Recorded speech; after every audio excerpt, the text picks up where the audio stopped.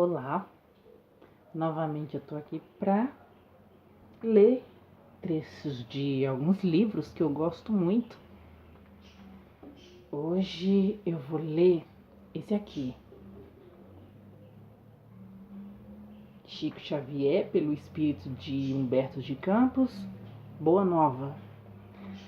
Eu tô lendo e tem muitas passagens aqui do Evangelho que explica melhor. E eu confesso que tem muitas que chega a quase assim as lágrimas de tão emocionada que eu fico.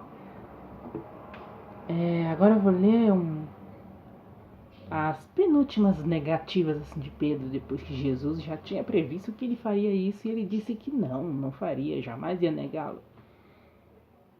E então, né? Vamos continuar aqui. Quando ele começava, depois que Jesus foi preso e Pedro começou a rondar ali, a ver um meio, de repente, de poder ajudar o mestre, né? Enquanto isso, um ou outro reconhecia ele negava dizendo não. Então, uma aqui falou para ele: então, vieste socorrer o teu mestre? E ele responde: que mestre? Perguntou o pescador de Cafarnaum, entre receoso e assustado.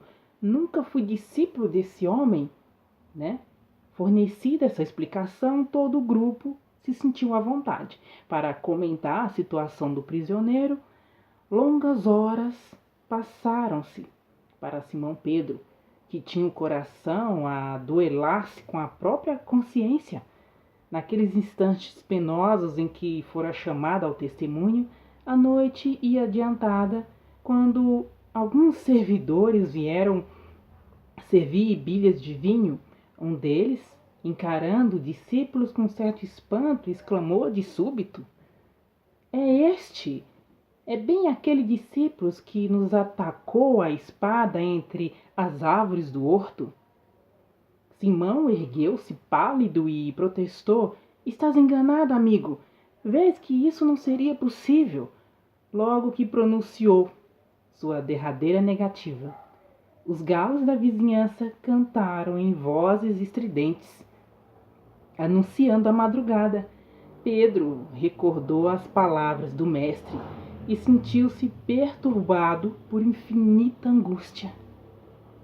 Levantou-se cambaleante e, voltando-se instintivamente para a cela em que o mestre se achava prisioneiro, viu o semblante sereno de Jesus a contemplá-lo através das grades singelas. Presa de indizível remorso, o discípulo retirou-se, envergonhado de si mesmo. Dando alguns passos, alcançou os muros exteriores, onde se deteve a chorar amargamente. Ele, que fora sempre homem ríspido e resoluto,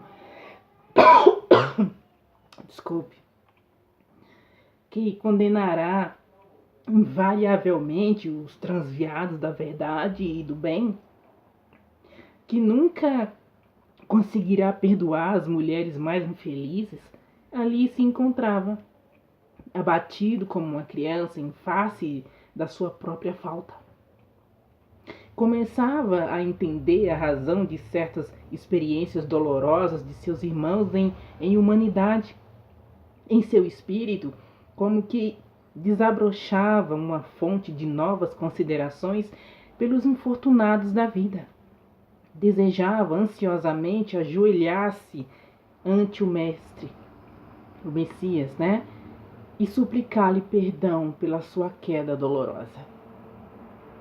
Pelo véu de lágrimas que obscurecia os olhos, Simão Pedro experimentou uma visão consoladora e generosa. Figurou-se-lhe que o mestre vinha vê-lo em espírito, né? Na solidão da noite, trazendo nos lábios aquele mesmo sorriso sereno de todos os dias. Ante a emoção confortadora e divina, Pedro ajoelhou-se e murmurou: Senhor, perdoai-me. Nesse instante, porém, nada mais viu. Na confusão de seus angustiados pensamentos, luar alvíssimo enfeitava a luz, as vielas desoladas. Foi aí que o antigo pescador refletiu mais austeramente, lembrando as advertências amigas de Jesus, quando lhe dizia: Pedro, o homem no mundo é mais frágil do que perverso. Aí eu fiquei pensando o que tirar desse trecho, o que tirar dessas palavras de ensinamento para nós. Bom, eu entendi assim que nós somos invigilantes com nós mesmos e nos deixamos, às vezes, nos levar pelo que a gente ouve, pelo que a gente vê. E aí a gente começa a sentir coisas que não é bom. Sabe? Nos deixamos, vamos dizer, influenciar pelos outros. E aí quando a gente vem em queda, a gente não fez aquilo, na verdade, por maldade, por perversidade. A gente fez mais por ingenuidade, assim dizendo, por certa ignorância. Né? Eu acho que a gente tem que nos fortalecer mais para quando certas situações vier, a gente tá firme naquilo e poder dar, vamos dizer, um testemunho como Pedro poderia ter dado. Mas eu acho que essa negativa também foi bom, porque depois disso ele mesmo, como a gente viu aqui agora, pôde se voltar para si mesmo e ver como somos frágeis, como nós também erramos e que muitas vezes, apesar da gente errar, a gente ainda aponta o dedo, tem a coragem de apontar o dedo para aquela pessoa que caiu, por aquela pessoa que errou, por aquela outra pessoa, como ele aqui mesmo fala, que é as mulheres transviadas, como ele mesmo foi questionar Jesus a respeito da mulher adúltera que tinha que ser apedrejada, e Jesus falou em favor dela. Né, que a gente não sabe o que fez aquela mulher chegar a fazer aquilo na vida. Ninguém sabe. Então como julgar?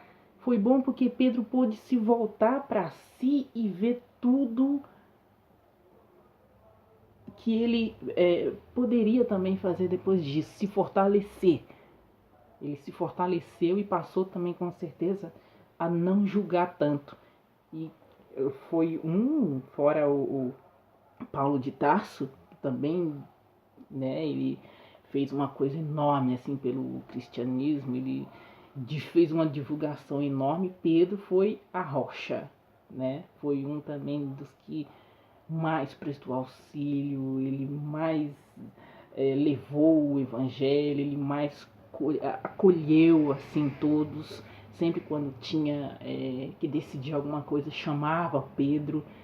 Então é isso aí, a gente pode até errar, mas não pode ficar olhando para trás.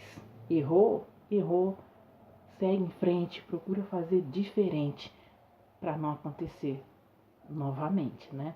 É isso aí, então boa noite.